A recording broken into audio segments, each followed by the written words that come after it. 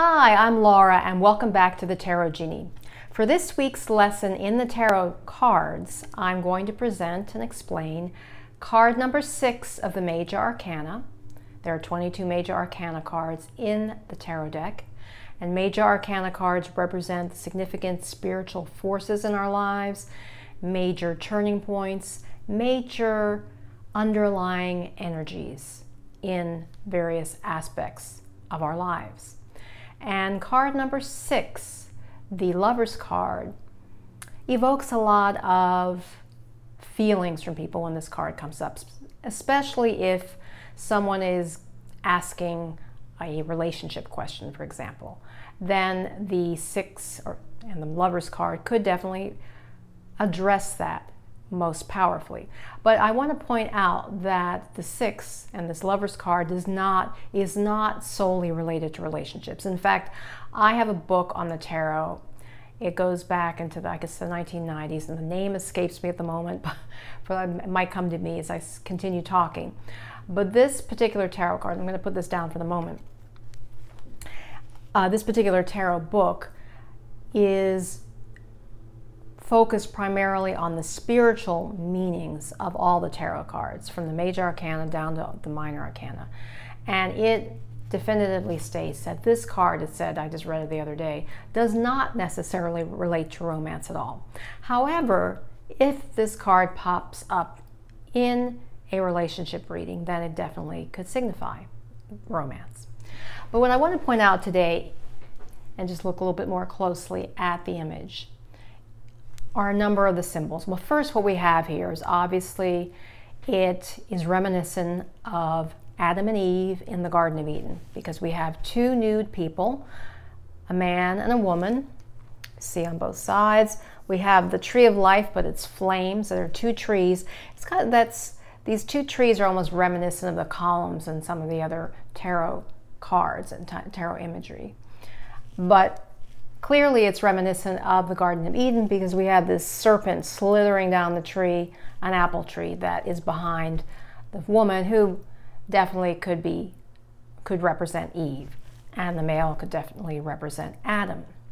But what is interesting for me in this image is that the male, and it's important to look at when you look at the figures and the symbols in a tarot card, is the directions people are placed in, the way they're looking, etc. And we see here that the male is looking toward the female, and the female is looking up at the angel, the spiritual guide. And this is very important in my opinion, because it represents what one of my favorite spiritual coach, Carol Duray, who I mention a lot, talks about harmonizing, that everyone, no matter what your particular gender is, that everyone has female and male energies. And the male energy typically represents the logical side of things, that, left brain. The female represents the right brain part of ourselves, the heartfelt, the subconscious mind. And that the female should always be in the guiding position. That we should go, we have the male there to provide us with the power, but the female, who is more sensitive and attuned to things intuitively, should be in the guiding position, but also based on a connection with spirit. So I think this image of the Lover's card aptly represents that dynamic. It truly does. And as always, we have, when they're angels or divine hands, we've got these billowy clouds. Now, to me, this looks like it's in the desert. Very phallic sign there, that mountain, the way it's illustrated. What we have too behind this angel, I think it's Archangel Raphael, I believe, got this sun and illumination, suggesting that spirit is what illuminates us. Now, what's interesting about this image too, and it played out a few years ago, it was actually 3 years ago, I did a little house party, a tarot house party. I went to someone's house, did it like a mini talk about the tarot, and then I did readings, very short readings, for about 10 people, 10 women who were there. And one of the women asked me a question about a decision that she and her husband were contemplating about moving, I think it was. And I remember this card came up, and what just was very evident to me was that, it turned out this was true, that the decision to move was much more important to her than it was to him. And I just advised her at that time. I said, well, it just seems to me that your husband is looking to you for guidance on this decision, that he's going to cede to you and allow you to have the final say. And so she thought that was interesting, but that's what I felt just really resonated with me, because looking at the position of these figures. So these are just important things to look at, details. Now, as far as the overall meaning of this card, the Lover's card, it's about, we see here the two figures, so it's about duality, it's about making major choices. It's about being open. We have two nude individuals in this image, so that suggests their openness, their vulnerability, they're willing to be vulnerable. And so typically this card will come up, as it did for this woman for whom I was reading, when there's like a major decision, a major choice. It can also suggest, since we have that slithering serpent, reminiscent of the Garden of Eden, it could suggest, temptations and perhaps warning against being tempted against something that is not in our best interest, and always looking towards spirit for the highest decision. When the card is reversed, just generically, it can suggest a time of like not having options, not having choices, or a lack of two sets of positions in a situation. So it could also represent disharmony. Typically this can represent harmony if we're uniting the male and female energies when it's upright. But if it's reversed, it can suggest disharmony, disruption, things not being able to bring things together, not being able to make an interest in one's best interest, and may not make a decision in one's best interest. And let me just see what else I have for my notes. But well, again, the female represents heart, emotions, feelings. The male represents that logical side of things.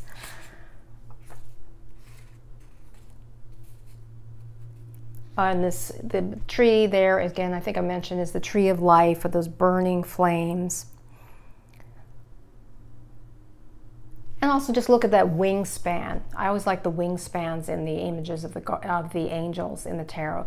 It suggests kind of like that breadth of spiritual power, I would say. That breadth, that wide wing, that wingspan. And I can't recall the exact scripture at the moment, but I think in one of the Psalms or somewhere in the Old Testament, I think that's it, like something about mighty wings, like wings as wide as eagles. And it's a very powerful piece of scripture in the Bible. And I just apologize, I can't remember, but this reminds me of that, when you have this massive wingspan, and it just suggests massive power. And your power, in my opinion, does come from spirit. See if there's anything else. I don't think so. But I did want to share with you the first tarot book that I ever bought. Because if you're interested in learning the tarot, I think this is a classic book. I have many books on my shelves, but I'll be sharing them with you over the weeks. You can see how old this book is. There's an updated version. All you have to do is find it on Amazon. But this is it's by Mary K. Greer. Mary Greer is like the grandmother of modern tarot teachings. She started studying the tarot, I think, in the 60s, late 60s, I believe. And this book, I'm not sure, let's see, but I've had this book since 1989, right when my daughter was born. And I think, let's see what the original, she wrote it in 1984. But what's really powerful about this book, and it's got an updated version, which I have to buy. It guides you through the tarot, it has all the different meanings, general meanings of the cards. But what's especially powerful is it has lots of exercises for using the tarot as a personal development tool, a self-help tool. And Mary Greer broke ground because she think was one of the first writers at the time to suggest that you could do readings for yourself as well as for other people, that indeed you could do just readings just for yourself. So that's why it's Tarot for Yourself, a workbook for personal transformation. I've written a lot through here. It also gives you the way that you can calculate which tarot cards align with your birth date. And it's in here. In fact, I have my notes from way back then, 1989, that I have the three, I have the Magician card, the Wheel of Fortune, and the Sun card. And she has suggestions about decks. Of course, now there are many, many more decks. One deck I'm planning to buy very soon. I just found out about it, in addition to the Rider-Waite, but she bases her teachings on the Rider-Waite, is the Edgar Allan Poe. It's a brand new deck. It's called Edgar Allan Poe Tarot, and I love, because I liked Edgar Allan Poe. I was kind of raised on his writings. My mother used to read Edgar Allan Poe stories to me and my brother. And we visited Edgar Allan Poe house somewhere. There was a Philadelphia. I know he had a house in Baltimore, not far from here. I just liked those stories. I mean, they were kind of horrific and scary, and I always like scary things. So I'm going to planning to buy that deck, and so I will share that with you once I get that. Again, in conclusion, the sixth card, in the Lover's card in the Major Arcana, is a card about duality, about choices, about decisions, significant decisions, about male and female energies, kind of harnessing them together, about looking towards spirit as your ultimate source of guidance, and keeping yourself open. Also look at that stance they both have. They're open, and that's another thing that my spiritual counselor coach Carol DeRay always says, open your arms to life. Well, they are definitely opening their arms to life. So it's about making powerful decisions. I hope this reading has been helpful for you. If you've not already subscribed, please hit the subscribe button. And until next time, remember, illumine your mind, inspire your life with the tarot.